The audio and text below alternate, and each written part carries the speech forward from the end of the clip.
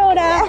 Hello, I'm Carissa Swenson. I'm the Executive Director for the Broadband Association of North Dakota, and I'm super excited to be a co-host of the FRS Congressional Broadband Tour. We're the philanthropic arm of NTCA, the Rural Broadband Association, and it's our pleasure to host this trip, bringing congressional staff to rural communities to learn about rural broadband. We don't want to have a single strand of fiber be a point of vulnerability to a trench, to ground slides, anything like that. So we built the redundancy to connect to every community in the state.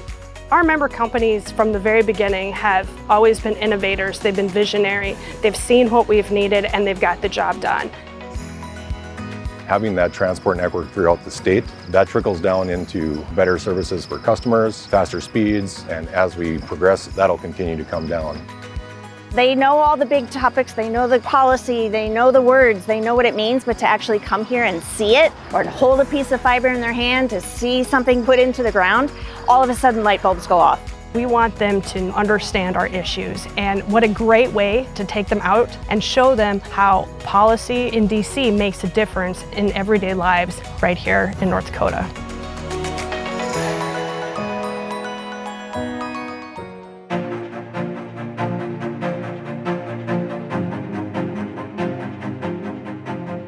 North Dakota has a history of collaboration, and I think that DCN and the Broadband Association of North Dakota, all the members, they got together in the mid-90s and realized that they needed to work together to connect their users, their cooperative customers, to this thing called the internet. How do we continue to run a viable business that can continue to make sure we have that kind of backbone and that kind of technology to support what the people need here? We've all come from some rural roots of community-based telephone companies, and we continue to grow. As you grow and you add customers, it's a challenge, but it's a strength. We all bring a different set of skill sets because the goal is to get service to everybody and to focus on that. Every month we get together, have discussions about what's out there, what are we dealing with, how do we solve the problems. BAN unifies us. We are a small populated state, and each one of the members of the Broadband Association of North Dakota, they have a lot already on their plate. They're undertaking a lot in their communities and the places that they serve. But by working together, working under the BAN umbrella, advocating for each other, fighting for each other, that's what I'm proud of, and that's what I like to see is we've got to work together. We'll be stronger when we're together.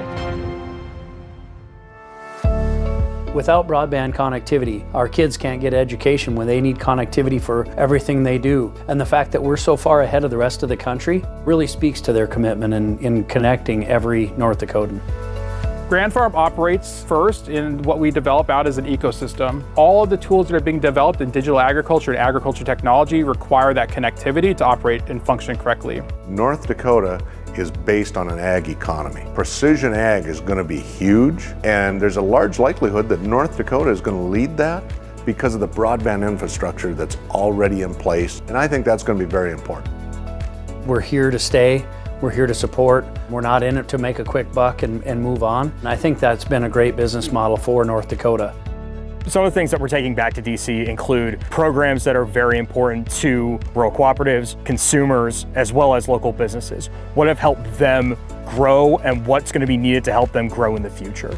What is happening in Montana is very different from what's happening in Vermont, is very different from what's happening in North Dakota. I think to see all of those and to get that bigger picture gives them an even better perspective.